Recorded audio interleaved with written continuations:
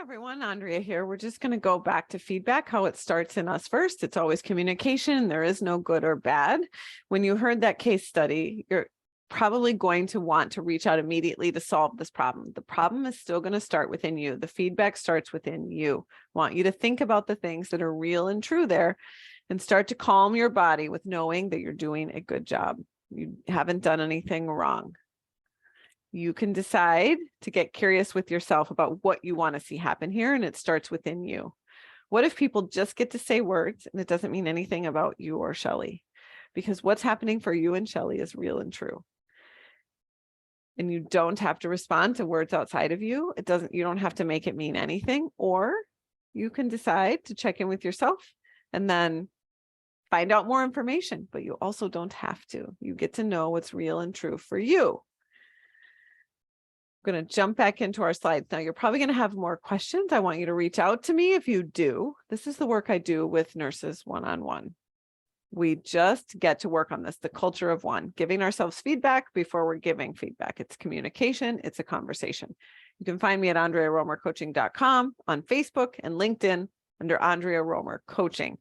Now, the container I work in is one-to-one, so that we can really learn that relationship with ourselves, so that then we can do this work all the time naturally. It's just a check-in with us. It's using intention, knowing how our mind and body feel, getting to our to-dos. We're very action-oriented. We want to stop the action first without knowing our intention. We want to go to our intention first, know how our body is feeling, and then go to our action. If this was going just as I would like, what would I be thinking and feeling? Before you give feedback, that's kind of the place where you want to be. And you want to always ask yourself these questions first. Do I know how to have a conversation? How is my body feeling right now? Might be a little risky, might be a little uncomfortable. That's okay. That's better than giving feedback from confrontation and surprise, unless it's an emergency. And I know we think everything is an emergency, but it's not. Our brains make things emergencies. Is there feedback to give myself first? Always. Everything's a pause. What do I know and what do I want to find out here? And I say want because we want to be good at this. Has the person said they are struggling? If not, that's an observation made by somebody who is not them. Not sure when the right time is to give feedback. Notice your body. Are the signals real or about communicating? Is it an emergency? You'll know. Or is your body feeling confrontation and surprise because you're probably going to have to be in a risky place? Feedback starts in us. What is true for me here? I'm thinking I know something. I don't know if I know. That's what's true. I can have a conversation. I'm the mentor. They're my mentee. We've been working together 6 weeks. Those are all facts. I heard a conversation.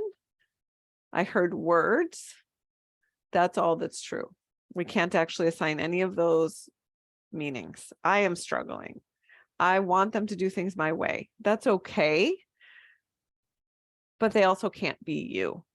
I want to be good at my job. Of course. I want to cause no harm. Then communicate deeply with yourself first and then with another person. And that can be done very quickly. This doesn't require hours of reflection.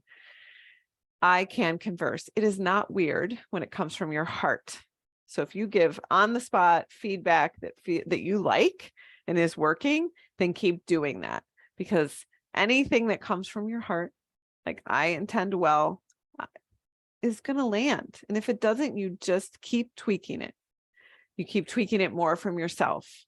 Like if you notice that things aren't landing, then that means take it back to you and say, what was I thinking and feeling? What was my intention and what was I feeling? And how do I just tweak my intention a little bit more? Like I want this to land from a place that can be impactful. You just keep refining in you so that things land differently. You keep inviting yourself to be curious so you can invite others to be curious as well. Impact. Know you are good at this already.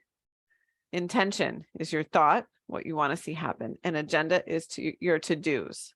We often jump right into the to-dos. Let's fix this without knowing our intention. Like, what am I fixing? And intention is key. No to-dos without knowing your intention. Because if you're like, I'm going to tell them this quick, you're going to tell them it quick and you're not going to be curious and it isn't going to land. Anyway, I know you're going to do everything right. Hope this is helpful. Go ahead and reach out to me with questions and work on that companion scenario sheet. Just thank you for being the best nurses, communicators, mentors, mentees. Keep working in this world of nursing. It can be your playground. Thank you.